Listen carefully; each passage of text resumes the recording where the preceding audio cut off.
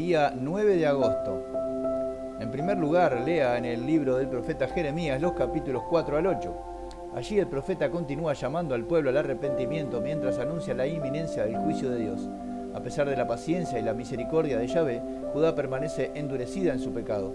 Jeremías contempla con profundo dolor la obstinación del pueblo y proclama que solo un arrepentimiento sincero puede librarlo de la disciplina que se aproxima. En Jeremías, en el capítulo 4, el Señor vuelve a llamar a su pueblo al arrepentimiento. Dice: si te vuelves, oh Israel, dice el Señor, vuélvete a mí, circuncidaos para el Señor.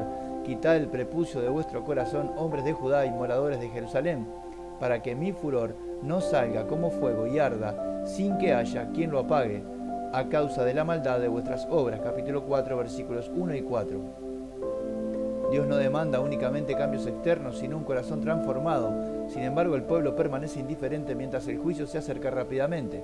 El propio Jeremías experimenta un profundo dolor al contemplar la dureza espiritual de su nación.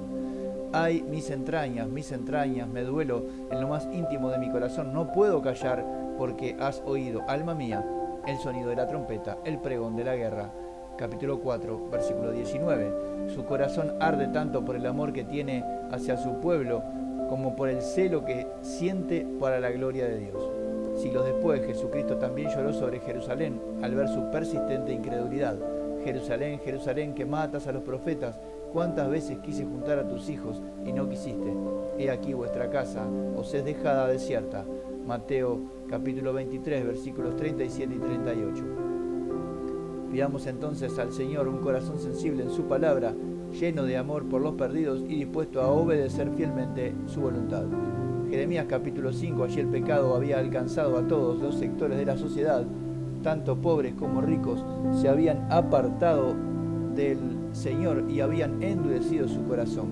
Por eso Dios pregunta: ¿no había de castigar estas cosas? Dice el Señor, capítulo 5, versículo 9, y declara: porque engañosamente se ha rebelado contra mí la casa de Israel y la casa de Judá, dice el Señor, capítulo 5, versículo 11. Como consecuencia de su infidelidad, Dios enviaría a una nación extranjera para ejecutar su juicio, cumpliendo las maldiciones anunciadas en la ley. He aquí, yo traigo sobre vosotros una nación lejos, nación fuerte, nación antigua, cuya lengua no conocerás, ni entenderás lo que diga. Capítulo 5, versículo 15. Sin embargo, aún en medio del juicio, Dios promete preservar un remanente, mostrando así su fidelidad al pacto. Esta profecía adquiere un significado especial a la luz del Nuevo Testamento. El don de lenguas en Pentecostés constituyó una señal del juicio sobre Israel incrédulo y del avance del Evangelio hacia las naciones, tal como explica el apóstol Pablo al citar el pasaje en 1 Corintios 14, 20 al 22. Vivamos con madurez espiritual, sometiendo nuestra vida a la autoridad de la palabra de Dios y rechazando toda forma de rebeldía. Jeremías capítulo 6, allí el profeta anuncia la inminente destrucción de Jerusalén. El pueblo rechaza escuchar la voz del Señor y desprecia su palabra. He aquí, la palabra del Señor le es cosa vergonzosa, no la aman. Capítulo 6, versículo 10. Aunque Dios les mostró el camino correcto y los llamó al arrepentimiento, respondieron con obstinación. Paraos en los caminos y mirad, preguntad por las sendas antiguas y hallaréis descanso para vuestra alma. Pero dijeron: no andaremos por ellas. Capítulo 6, versículo 16.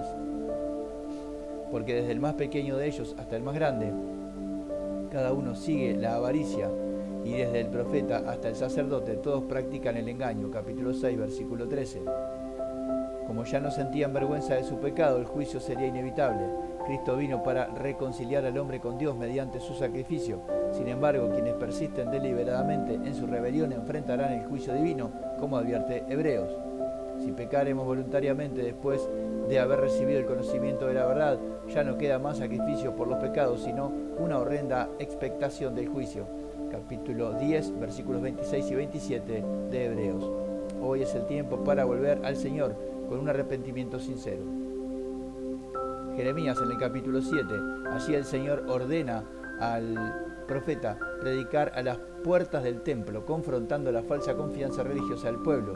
Así ha dicho el Señor de los ejércitos: mejorad vuestros caminos y vuestras obras, no confiéis en palabras engañosas diciendo: templo del Señor, templo del Señor, templo del Señor es este. Capítulo 7, versículos 3 y 4.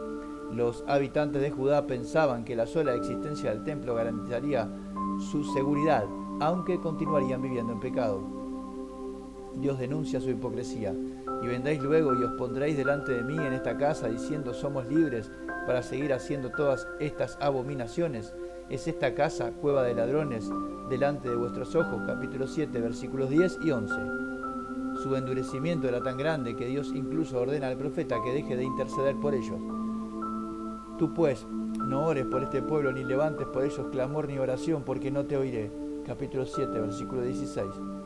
La sentencia ya había sido pronunciada y el juicio era inminente. Cristo tampoco es un símbolo religioso ni un amuleto que garantice protección automática. Él es el Señor soberano que exige arrepentimiento, fe y obediencia. Solo quienes confían verdaderamente en Él encontrarán salvación. Jeremías capítulo 8. El pueblo continúa rechazando obstinadamente el llamado de Dios.